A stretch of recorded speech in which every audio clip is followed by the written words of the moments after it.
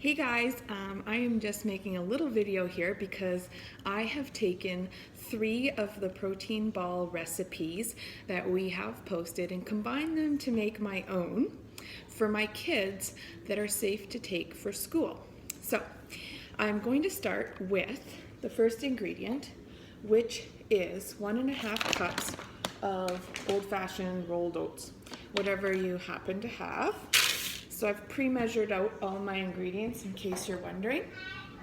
The second ingredient that I'm going to add is 2 scoops of the Koala Pals shakeables. So I bought these because my daughter promised me she wanted to have the shake instead of the chewable vitamins and she would drink it, but she doesn't.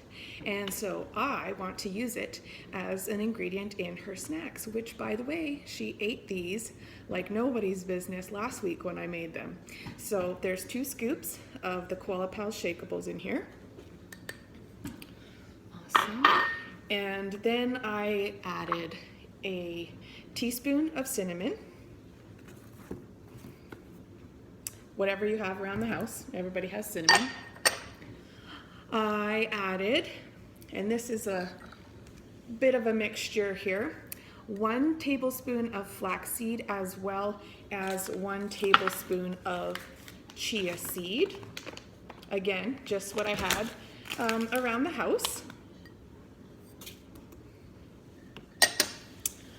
And the next ingredient is normally 1/2 cup of peanut butter. But in our case, peanut butter is not allowed at school. So wherever you shop probably has some sort of peanut butter alternative. There are different types of pea butter. This one is called Wow Butter and we really like it. It does have a bit of a butter smell, but no peanut smell. It tastes all right. I don't, love it on my peanut butter and jam sandwiches, but keep in mind, we're not allergic to peanut butter in our house, so we love to have it. Now, this is a bit of a mixy mess, but I just want to stir up the powdered ingredients here just a little bit before I mix in all the rest of the liquids. The next few ingredients are a little bit of maple syrup, which I happen to not have barely any left for pancakes. And so typically I would buy pure maple syrup, didn't have any on hand either. So we're just going to use a tablespoon or whatever you have on hand. For me, it's pretty much what's left of old Aunt Jemima. We also are going to add some pure Canadian honey. We like to shop local and this is made in southern Alberta. And I have put in 2 tablespoons of honey. You may want to add more later if you find that your mixture isn't sticking together. And finally, we have 2 teaspoons of vanilla. You can go with 1. I like 2 just for flavor, but depending on your preference. And we also have 1 secret ingredient, which is about 1/4 cup. This is a 1/3 cup, but it's all I had around handy. I've chopped up some semi-sweet chocolate chips. And I've just got them into a little bit smaller pieces to mix into the balls. So we'll add those in. And I'm going to start to stir this and mix this. This is a bit of a messy part. But as we stir and mix and smash this all together, it starts to form into crumble, just like you would make on top of an apple crumble or that type of baked good.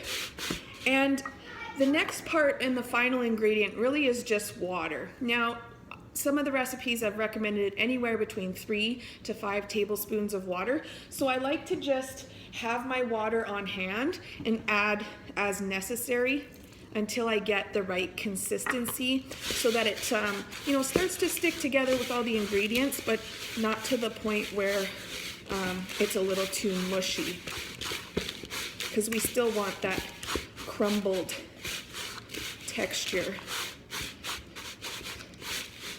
And we also are going to get a bit dirty, so you'll notice I'm not wearing my rings today.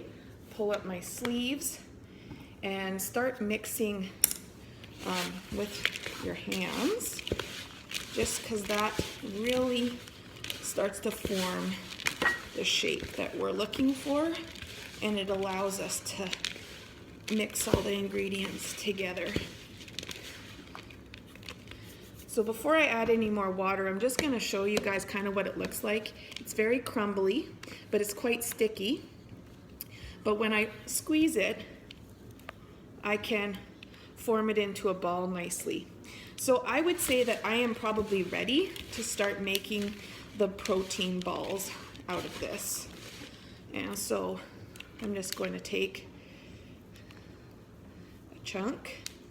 Depending on the size of your balls, it's completely up to you. If you want smaller ones, then you can package them in little bags and, you know, take 3 or 4 to school. And we just shape them into little balls like this.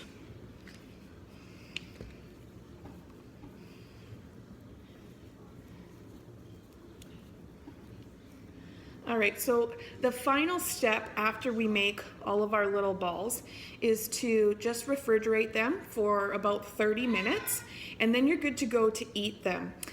They keep up to 4 to 5 days in the fridge, and I'm going to try freezing some of these and see how well they do when I thaw them out again. But thanks for tuning in, and I can't wait to hear how your kids love these. Bye for now.